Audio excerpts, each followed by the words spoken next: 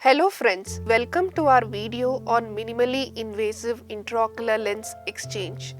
The objectives for today's presentation are to understand the common indications of intraocular lens explantation and exchange with focus on intraocular lens induced pigment dispersion, to briefly review the present techniques of intraocular lens explantation, to present the cartridge pull-through technique, and present our modifications on the same issue and the requirement. Foldable intraocular lenses are commonly used in modern day cataract surgery. Need for explantation of these intraocular lenses is not frequently encountered, but some extreme situations may demand the same.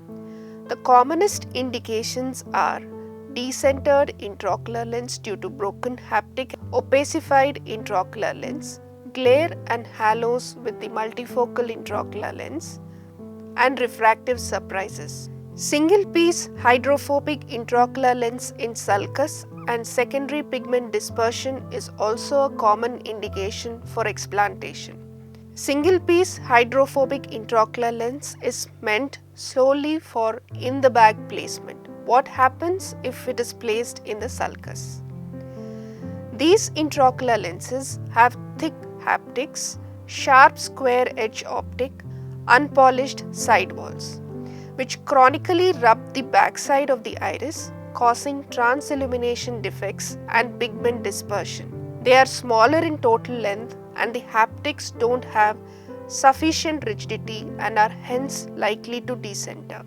The telltale signs of intraocular lens related glaucoma are pigment deposition on the anterior capsule, the intraocular lens surface, and iris transillumination defect. On gonioscopy, excessive trabecular meshwork pigmentation is seen.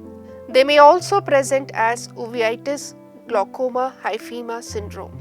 Let us take the example of this 49-year-old female patient who underwent cataract surgery a month ago in the left eye, which was eventful. At presentation, the best corrected visual acuity was 20/80 partial. Post-operatively, she had high intraocular pressure of 45 millimeters of mercury in spite of maximum medical therapy in the left eye. You can see there are a lot of pigments over the intraocular lens, vitreous peaking at 5 o'clock position and a localized area of zonular dialysis. On gonioscopy, there is excessive trabecular meshwork pigmentation. Due to secondary pigment dispersion related glaucoma, post-complicated cataract surgery, we need to explant this single piece foldable intraocular lens and replace it with a 3-piece foldable lens in the sulcus.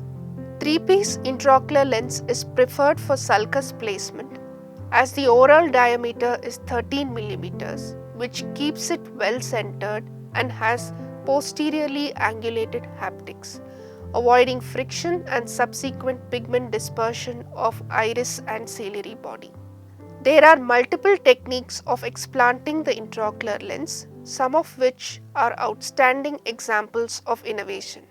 These are based on either cutting, manipulating, or snapping the intraocular lens into pieces with a wire within the anterior chamber. While these techniques have enhanced the safety and quickness of the procedure compared to previous techniques, these still have a few inherent risks. The anterior chamber is occupied by the intraocular lens and other instruments too, which have significant presence with and without movements in the anterior chamber.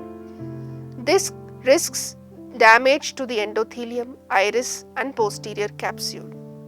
This is the cartridge pull-through technique by Fukuoka, where they used D1 cartridge and the ICL Pachman forceps to remove the intraocular lens. As the cartridge and the Pachman forceps were not available on that day, we had to modify the technique. 2 side ports are made 180 degrees apart. Viscoelastic is used to fill the anterior chamber and coat the endothelium and adequate anterior vitrectomy is performed. A Sinskey hook is used to dial the lens out, holding the optic haptic junction to ensure that it is freely mobile and brought into the anterior chamber and the haptics are oriented in such a way that it is easy to remove the intraocular lens. A haptic can be cut at the haptic-optic junction if the haptic is stuck to the capsular bag, as this maneuver becomes difficult. A clear corneal incision is made using a 2.8 mm keratome slightly extended on either side to around 3.2 mm. A 3-piece intraocular lens is placed in the sulcus to protect the bag from being damaged during the removal process. Meanwhile, Alcon B cartridge is taken and the nozzle of which is cut on either side to widen the mouth. The modified B cartridge is cut to around 2.5 cm from the mouth with heated 11 number blade. This modified cartridge is held with artery forceps in the left hand and inserted through the clear corneal incision, and now the serrated Grishaber forceps is introduced through the cartridge and the IOL is grasped firmly and pulled out of the eye. While protecting the endothelium, this was achieved in few seconds with minimal manipulation within the anterior chamber while protecting the endothelium with viscoat and the posterior capsule with prior placed intraocular lens. To control the intraocular pressure, a bent angle needle goniectomy, which is a minimally invasive glaucoma surgery, was performed.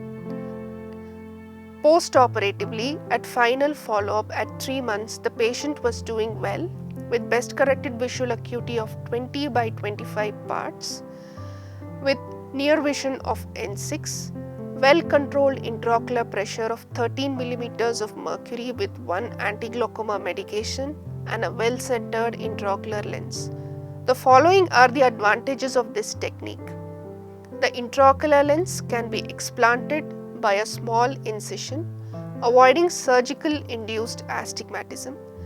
Less manipulation in the anterior chamber, leading to less intraoperative trauma. The corrected intraocular lens was first delivered inside the bag through a normal injector system below the intraocular lens to be explanted in the anterior chamber, which is a way to protect the capsular bag from damage during the removal process. It is also reproducible and economical. Thank you for your patient hearing and hope you enjoyed it.